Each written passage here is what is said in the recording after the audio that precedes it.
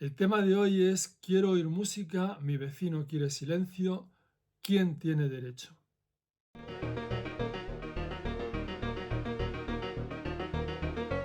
Hola y bienvenidos a Criterio Ético.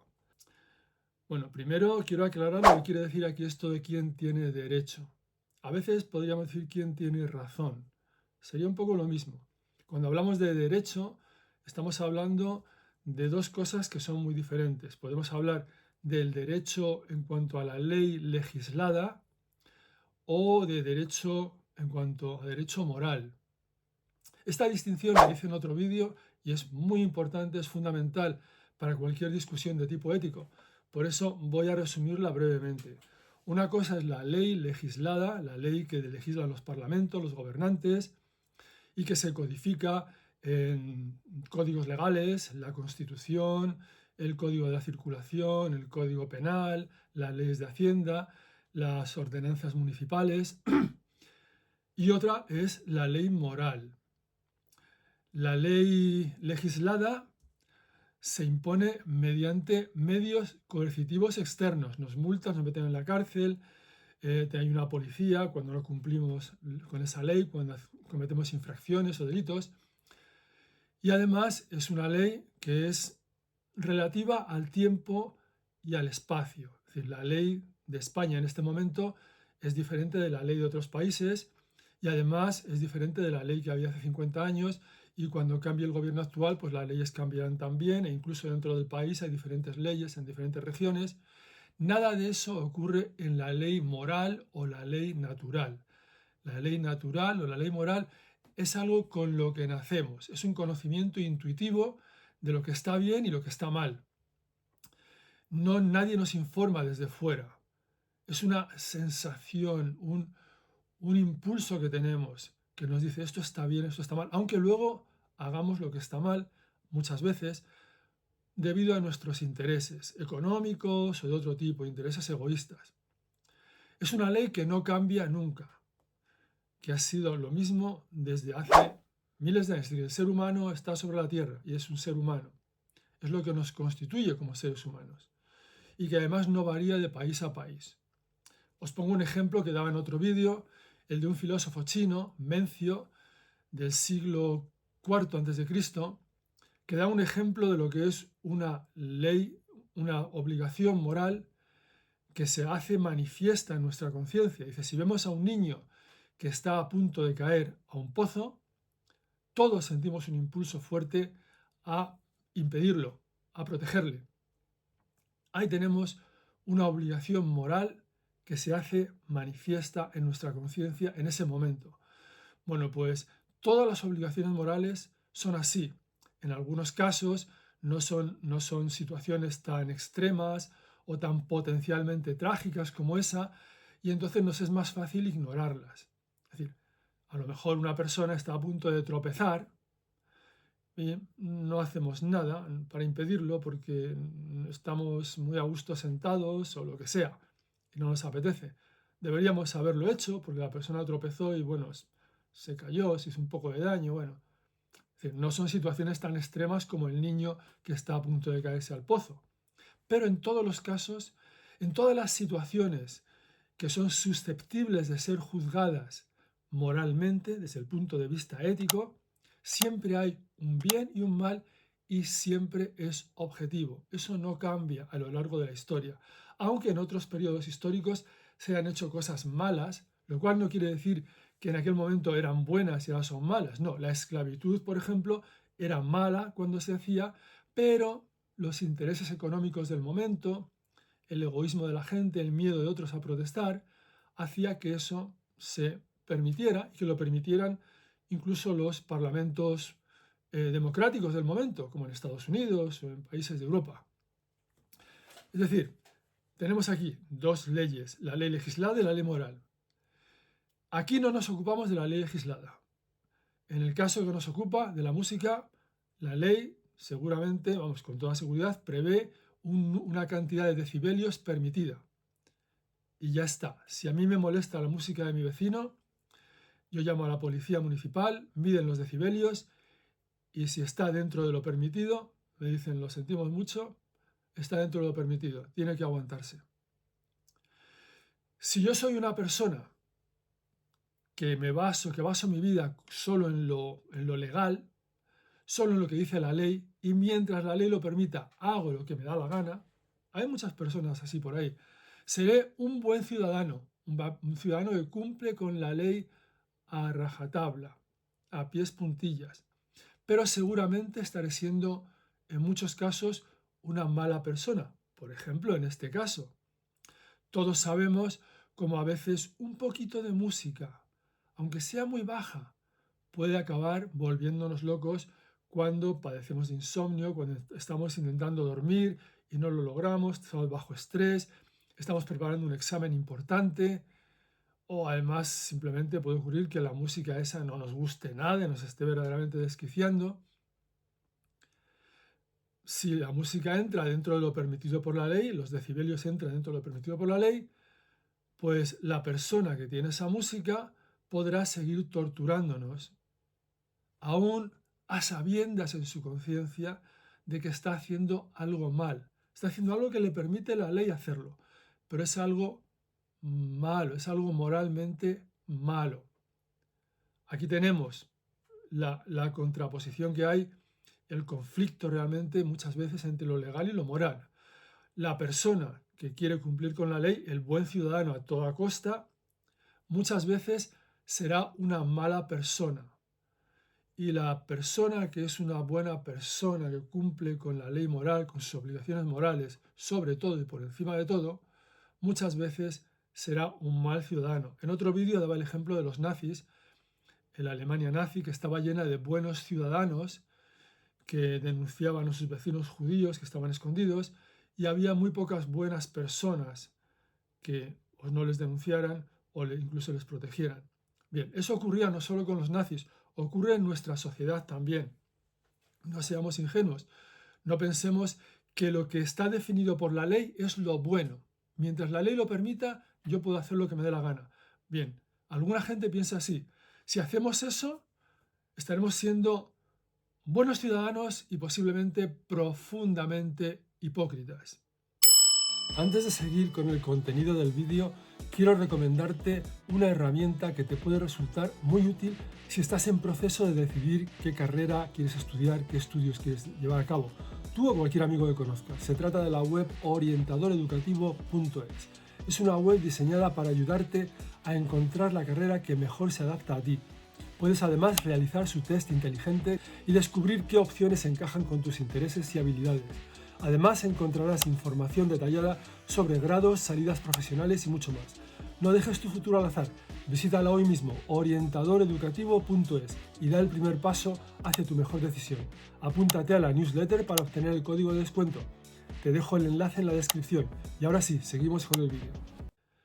Por tanto, lo importante para una persona que quiere ser una persona buena es cumplir con su obligación moral. Vamos a hacer ahora una distinción entre obligaciones morales positivas y negativas. Esta distinción es muy importante también. Una obligación moral positiva es la que nos empuja a hacer algo que debemos hacer. Por ejemplo, salvar al niño que está a punto de caerse en un pozo. Ayudar a una persona que lo necesita. Pero lo que caracteriza a estas obligaciones positivas es que requieren un cálculo subjetivo, es decir, de qué manera tenemos que ayudar a quien lo necesita económicamente, dándole cuánto, el 10% de lo que tengo, el 5%, el 2%, ¿cuánto? Pues ahí tendremos que ver las circunstancias propias, las del necesitado, cuántas otras personas le están ayudando. Haremos un cálculo y cumpliremos con nuestra obligación con la cantidad que razonablemente pensamos que satisface nuestra obligación moral. Si vemos a alguien que se está ahogando en la playa, bueno, pues pueden ocurrir varias cosas, que nosotros seamos unos grandes nadadores y que realmente nos sea fácil ir allí e intentar salvarle.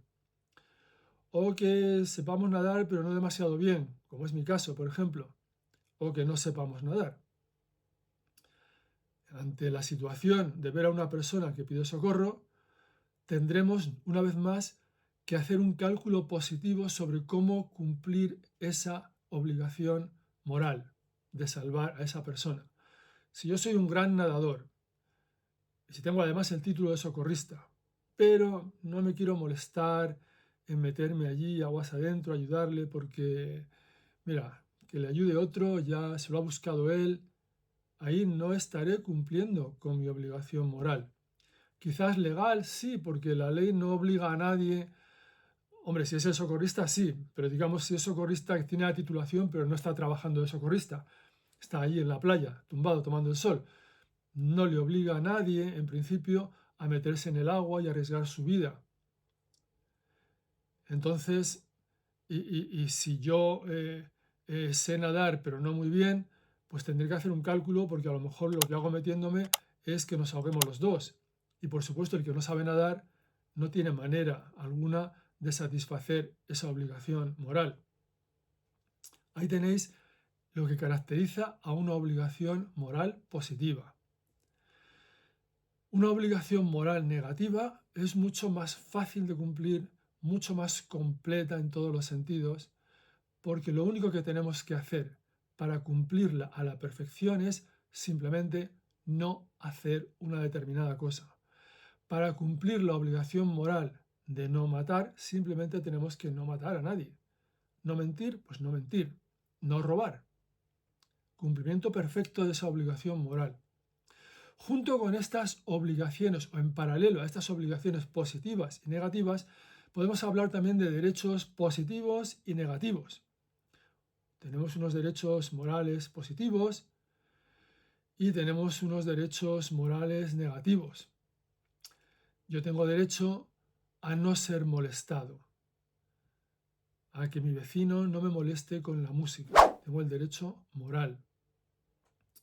Mi vecino tiene el derecho moral positivo también a escuchar la música, pero los derechos negativos, como las obligaciones negativas, siempre toman precedencia, siempre son prioritarias. Es decir, mi derecho a no ser molestado está por encima de su derecho a escuchar la música.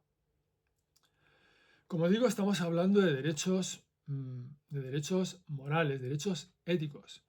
Los derechos legales se resuelven de un modo mucho más fácil.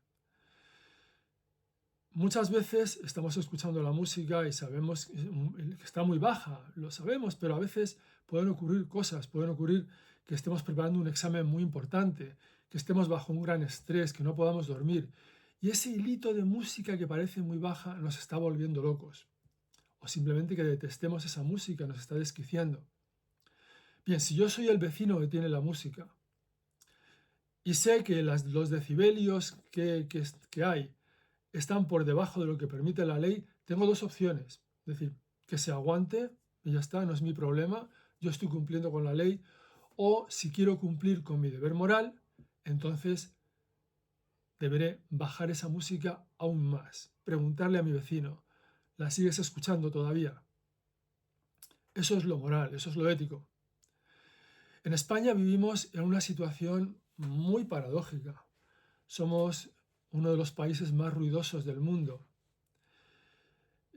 Por una parte, la ley trata de atajar los ruidos porque el derecho al descanso es un derecho fundamental. El derecho a no escuchar música, a no escuchar ruidos de ningún tipo cuando se descansa. Y entonces ahora se están imponiendo ya sanciones muy importantes a establecimientos que causan ruidos, con las terrazas, con música a partir de determinadas horas o incluso durante el día. Y sin embargo, vivimos en la situación paradójica, insisto, en este país, en que tenemos un montón de fiestas promovidas por el Estado, fomentadas por el Estado, subvencionadas por el Estado, que causan un ruido aterrador, atronador.